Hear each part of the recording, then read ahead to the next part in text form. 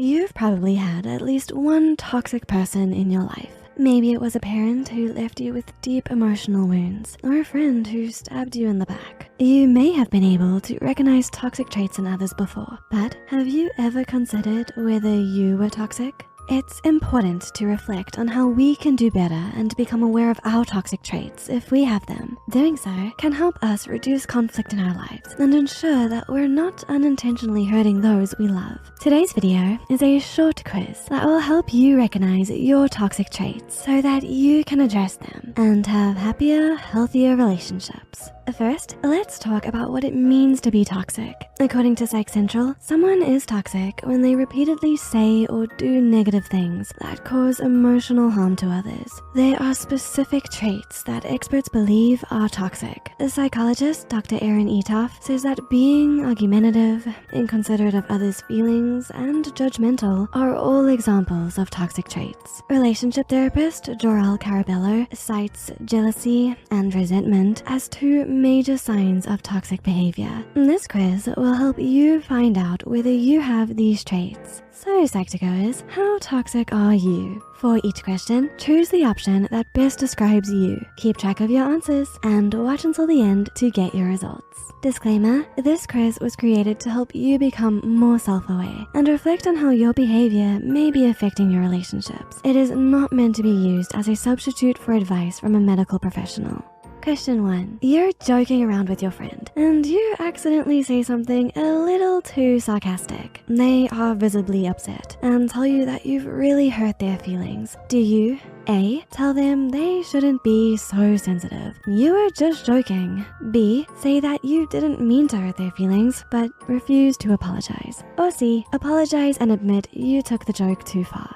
Question 2. You text your friend and ask them to hang out. They say they'd love to, but they're going on a date with their partner tonight. They suggest that you reschedule for another day. You've already hung out with your friend a few times this week. How do you react? A. You get angry and tell them that they're choosing their partner over you. B. You act like nothing's wrong, but feel jealous of their partner. Or C. You tell them to have a great time on their date. You're happy for them and glad that they are spending quality time with their partner. Question 3. How often do you find yourself in drama with others? A. Often. It seems to follow you everywhere you go. B. Sometimes. If you don't get along with someone, you might intentionally start drama with them. Or C. Rarely. You try your best to avoid drama. Question 4. Looking back at the arguments you've had in your life, how did they usually end? A. None of them were your fault. The people you were arguing with were always in the wrong, so you never needed to apologize. B. You said you were sorry if you were wrong, but you didn't really mean it. You still hold resentment towards most of the people you disagreed with. C. You understood where the other person was coming from and compromised with them. You apologized if you were in the wrong and accepted other people's apologies if they were genuine. Question 5. How do you feel when you have a disagreement with someone? A. Very excited. You love proving people wrong. B. Somewhat excited. Arguing can be fun from time to time. C. Neutral or uncomfortable because you rather not argue if you don't have to. Question 6. Imagine that you had to give feedback to a coworker or classmate on their work. What would you do? A. Try to find as many mistakes as you can and point them out. Even if they do a good job, you never comment on what they do well because you enjoy being critical. B. Give your honest opinion and don't pay much attention to how your comments might make them feel. Or C. Try your best to give helpful, constructive feedback while being considerate to their emotions. Question 7. How do you feel when people tell you about their accomplishments and success? A. You feel threatened. You think about how you measure up to them and whether they're better than you.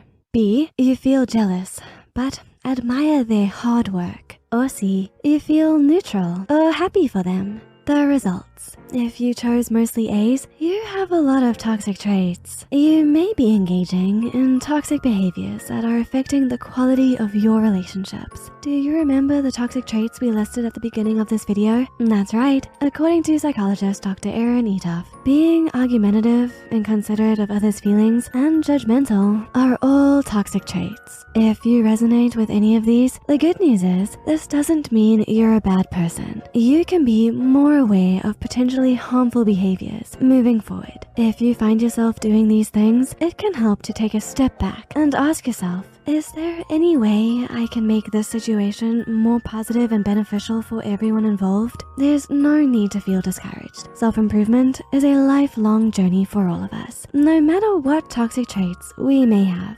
If you chose mostly B's, you have some toxic traits. You could benefit from a little self-reflection, but you're pretty good at keeping your toxicity in check. You might have a hard time admitting you're wrong sometimes, or start arguments even when they're unnecessary, but you don't intentionally hurt others. Let's review some of the warning signs to look out for. In an interview with Healthline, relationship therapist Jorel Carabello pointed out that jealousy and resentment are two indicators that toxic behaviors are affecting your relationships. If you find yourself having these feelings, instead of acting on them, it can help to pause, acknowledge your emotions, and explore why you have them. If you chose mostly C's, you have little to no toxic traits. Congratulations! Your results show that you're a healthy communicator and don't indicate signs of toxic behavior. You're empathetic, non-judgmental, and can take accountability when you've messed up. You've probably done a lot of self-work to get to this point, so give yourself a pat on the back.